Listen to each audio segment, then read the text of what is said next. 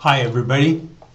I'm making this video today to talk about what's happening with Obama, and we have to take things from take a back seat to everything that's happened, because we've seen people were really taken by surprise with Obama's victory, and it was like a tsunami, and suddenly in America and in the world people went from white to black. Suddenly everything changed, and it went from people were going American culture was basically a white culture, and then suddenly everybody went into this let's say a microculture. In America there was this black culture, which was just in the ghettos, and then suddenly that became not only mainstream, that became the trend, that was the fad, and for the world, for America, it was a big shock to suddenly, like, blacks in America are, like, I don't know how much, but 11 or 12% of the population. So you have 85%, at least 85% of the population, which is a white culture. They have no contact with black culture. And suddenly, people it was like a jolt started. They had to get into this culture which they had no idea about. They had no idea about the way blacks talk, the way they think, the way they proceed, they do things. They had no idea about this. So suddenly, I mean, that was a big shock for America. But we've got to get up to speed with this reality, because people have been in denial about what's going on. The fact that there's this black culture which has suddenly become mainstream, the faddish, and it's in the seats of power, in the White House and everywhere. People have to get up to speed with that. I mean, it's late. We're late in the game, but we have to do it now, really fast, because Obama is going on with his agenda. Now he wants to legalize all the immigrants, and the problem is that people have been out of touch with this reality. The American majority has been out of touch with this reality. They have not gotten up to speed with this new reality of this black man, this president being here, and the presence of this black culture. The Americans have not gone out and studied black culture. They have not. It's not because there was a black president suddenly Americans all suddenly became familiar with black culture. The Americans are still not familiar with black culture at all, and that's the problem. The problem is that Obama says one thing or another thing, and people interpret that as meaning he's saying this or he's saying that. It's like they're trying to interpret omens. Like in Greece, there was a goddess who would make predictions, and then they try to interpret what she was saying, but she'd whisper and nobody would understand what she was saying, and so she was considered to be like practically a god, because nobody could understand what she was saying. To understand what she was saying, you had to yourself be a very high spiritual person. With Obama, it's like that. The Americans have no idea what he's saying, and he's saying things which are sending conflicting signals every time he opens his mouth. People get it completely lopsided. Now, there's been a lot of investigation about Obama, and people saying, who is this guy? Because people cannot come to terms with this as a black man. And what the Democrats are doing, they're doing this race mongering continuously. But that is beside the point. That's not the point. The point is that this is a black man, and Americans don't understand anything about him. So what the people are doing, the people's reaction, the way they try to remedy with this, the way they try to catch up with what's going on, because people in America, not only America, but the world. I mean, the world, there's this shock, this tsunami shock going out to the whole world. People just have no way that they can relate to this black guy. Nobody can relate to Obama. Nobody understands what he's about. Everybody is at several degrees of separation from the reality of what he's about.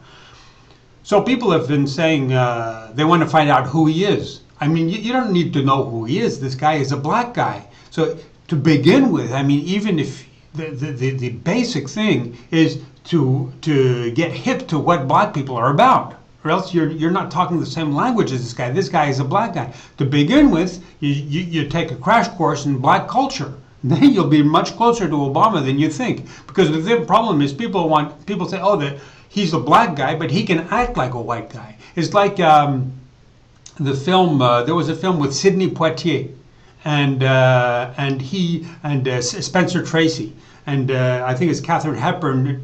Brings this guy home to present him. Now, who's coming to dinner tonight? And guess who's coming to dinner tonight? And Sidney Poitier comes out. She says, "I'm inviting my boyfriend, or my boyfriend," and he turns out to be a black guy. And Spencer Tracy and Katharine Hepburn, they're completely flabbergasted, and they cannot relate to this black guy. There's no way they can relate to him. And so they go through the whole thing, and it's all these misunderstandings. The same thing with Obama. They put him in. They put him in a costume. He can act like a white guy. They're trying to. It's a travesty. He's a travesty of a white guy, but he's actually a black guy. What people have to do is to understand what black people are about. So people have been saying, he's hiding. He's hiding what he's doing and everything. Now, people are saying that, but you have to understand one basic thing, is that Obama is very good at what he does. He is excellent. He speaks well. He understands what he's saying. When he speaks, he understands what he is saying. He is very proficient.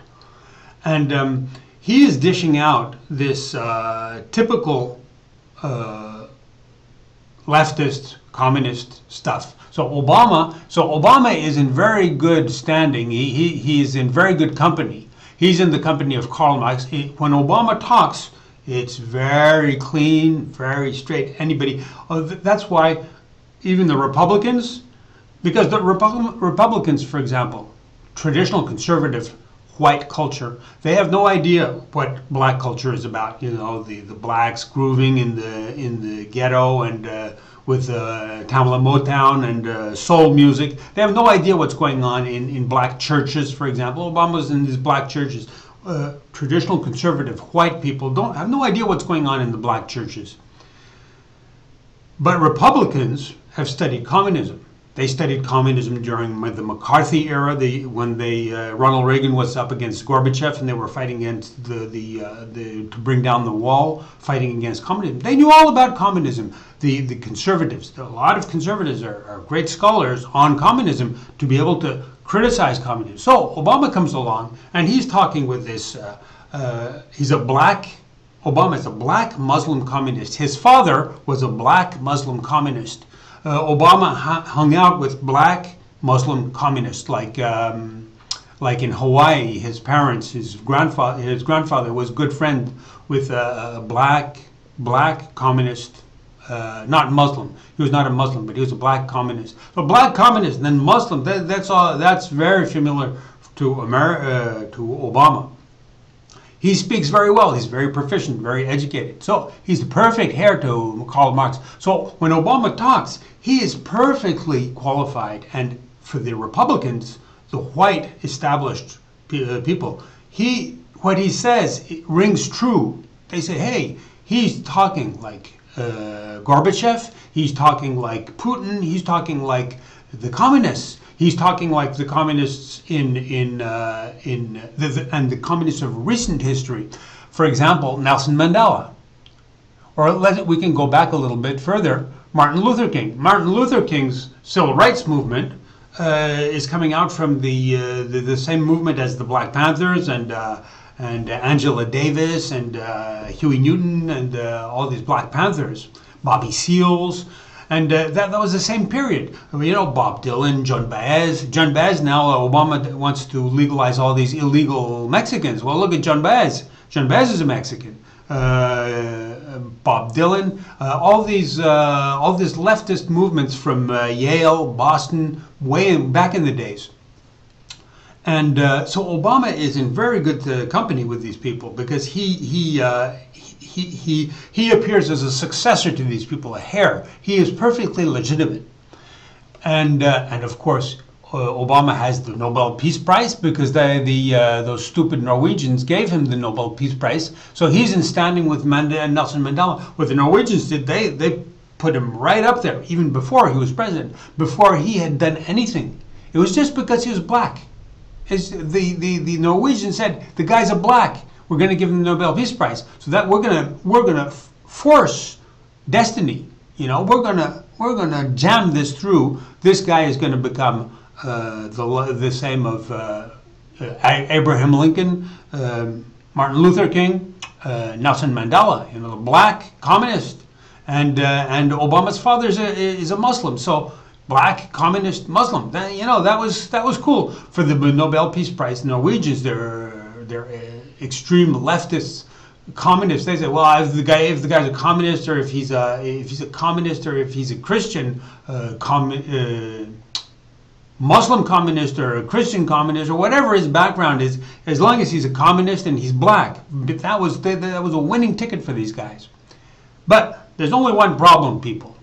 After all, now you've got a very good picture of who Obama is. If people in the world had had that idea since 6 years, they would have known what's going on with Obama. They would have treated Obama as a black man, not as a phony white man. They're treating him as if he was a white man. Obama's a black man. People don't understand he's a black man. And because he's in the president, we can say the blacks are ruling the world. Obama is ruling the world. The black man is ruling the world. So blacks are ruling the world. Al Franken, Al Sharpton, Jesse Jackson. I mean, blacks' influence is enormous now. Black people's power is worldwide. It's the whole universe. They rule the world. But people have no idea who blacks are.